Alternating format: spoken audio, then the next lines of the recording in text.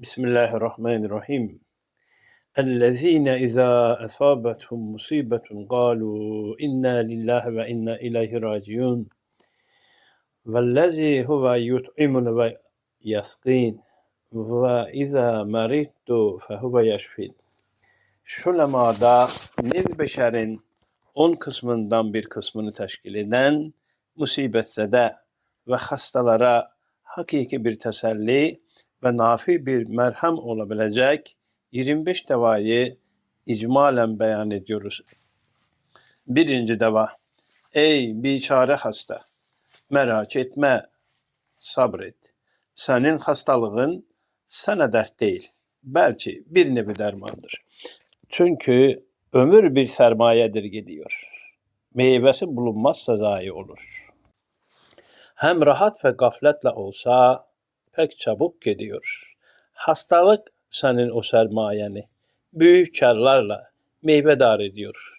Hem ömrün çabuk geçmesine meydan vermiyor. Tutuyor, uzun ediyor. Ta meyveleri verdikten sonra bırakıp gitsin. İşte ömrün hastalıkla uzun olmasına işareten bu derbi mesel dillerde destan olmuştur. Musibet zamanı çok uzundur. Sefa zamanı pek kısa oluyor. İkinci deva: ey sabırsız hasta, sabret, belki şükret. Senin bu hastalığın ömür dakikalarını birer saat ibadet hükmüne getirebilir. Çünkü ibadet iki kısımdır.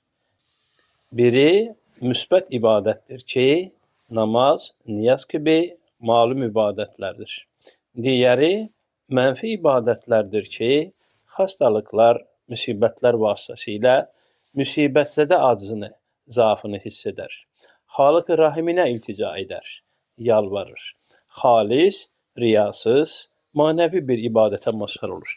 Evet, hastalıkla geçen bir ömür Allah'tan şekva etmemek şartıyla mümin için bir ibadet sayıldığına rivayet-i sahiha vardır.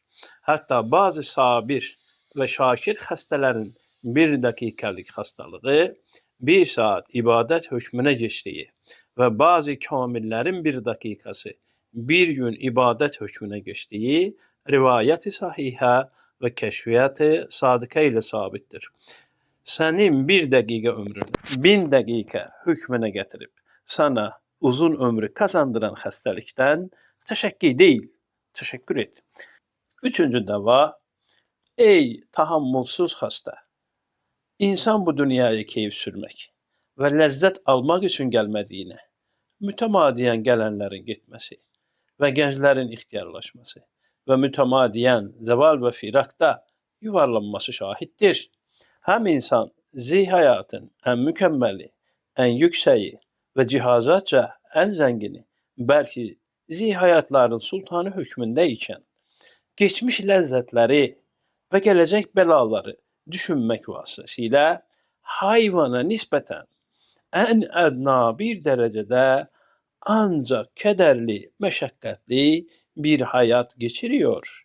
Demek insan bu dünyaya yalnız güzel yaşamak için ve rahatla ve safa ile ömür geçirmek için gelmemiştir. Belki azim bir sermaye elinde bulunan insan burada ticaretiyle ebedi, daimi bir hayatın saadetine çalışmak için gelmiştir.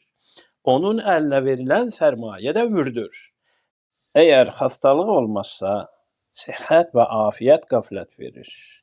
Dünyayı hoş gösterir, ahireti unutturur. Kabri ve ölümü hatıra getirmek istemiyor. Sermayeyi ömrünü badi hava boş yere sarf ettiriyor. Hastalık ise birden gözünü açtırır. Vücuduna ve cesedine der ki, layemut değilsin, başıboş değilsin, bir vazifen var. Gururu bırak, seni yaradanı düşün, kabre gideceğini bil, öyle hazırlan. İşte hastalık. Bu noktayı nazardan hiç aldatmaz bir nasih ve ikaz edici bir mürşittir. Ondan şakva değil. Belki bir cihette ona teşekkür etmek, eğer fazla ağır gelse sabır istemek gerektir. Dördüncü deva: Ey şakvacı hasta! Senin hakkın şakva değil şükürdür, sabirdir. Çünkü senin vücudun ve aza ve cihazatın senin mülkün değildir. Sen onları yapmamışsın. Başka dezgahlardan satın almamışsın. Demek başkasının mülküdür. Onların maliki mülkünde istediği kimi tasarruf eder. 26. sözde denildiği gibi. Mesela gayet zengin, gayet mahir bir sanatkar. Güzel sanatını, kıymetdar servetini göstermek için miskin bir adama modellik vazifesini gördürmek maksadıyla bir ücrete mukabil bir saatlik zamanda murassa ve gayet sanatlı diktiği bir gömleği, bir hulleyi o fakire giydirir. Onun üstünde işler ve vaziyetler verir. Harika envai sanatını göstermek için keser, değiştirir, uzaltır, kısaltır. Acaba şu ücretli miskin adam o zata dese, bana zahmet veriyorsun, eğilip kalkmakla verdiğin vaziyetten bana sıkıntı veriyorsun. Beni güzelleştiren bu gömleği kesip kısaltmakla güzelliğimi bozuyorsun demeye hak kazanabilir mi? Merhametsizlik, insafsızlık ettin diyebilir mi? İşte aynen bu misal gibi. Sani zülcelal sana, ey hasta, göz, kulak, akıl, kalp gibi nurani duygularla murassa olarak giydirdiği cisim gömleğini, Esma-i Hüsnasının nakışlarını göstermek için çok halet içinde seni çeviriyor ve çok vaziyetlerde seni değiştirir. Sen acılıkla onun Rezzak ismini tanıdığın gibi Şafi ismini de hastalığınla bil. Elemler, musibetler bir kısım esmasının ahkamını gösterdikleri için onlarda hikmetten lemalar ve rahmetten şualar ve o şuat içinde çok güzellikler bulunuyor. Eğer perde asılsa tavahhuş ve nefret ettiğin hastalık perdesi altında sevimli, güzel manaları bulursun. 5. deva. Ey maraza müptela hasta! Bu zamanda tecrübemle kanaatim gelmiştir ki hastalık bazılara bir ihsan-ı ilahidir, bir hediye-i rahmanidir. Bu 8-9 senedir liyakatsiz olduğum halde bazı genç zatlar hastalık münasebetiyle dua için benimle görüştüler. Dikkat ettim ki hangi hastalıklı genci gördüm, sair gençlere nispeten ahiretini düşünmeye başlıyor. Gençlik sarhoşluğu yok. Gaflet içindeki hayvani hevesattan bir derece kendini kurtarıyor. Ben de bakıyordum. Onların tahammül dahilindeki hastalıklarını bir ihsan-ı ilahi olduğunu ihtar ederdim. Derdim ki, kardeşim, senin bu hastalığının aleyhinde değilim.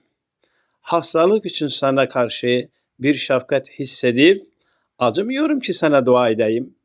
Hastalık seni tam uyandırıncaya kadar sabra çalış ve hastalık vazifesini bitirdikten sonra Halık-ı Rahim inşallah sana şifa verir. Hem derdim senin bir kısım emsalin sıhhat belasıyla gaflete düşüp namazını terk edip kabri düşünmeyip Allah'ı unutup bir saatlik hayatı dünyaviyenin zahiri keyfiyle hadsiz bir hayat ebediyesini sarsar, zedeler, belki de harap eder. Sen hastalık gözüyle her halde gideceğin bir menzilin olan kabrini ve daha arkasında uhrevi menzilleri görürsün ve onlara göre davranıyorsun. Demek senin için hastalık bir sıhhattir. bir kısım emsalındaki sıhhat bir hastalıktır.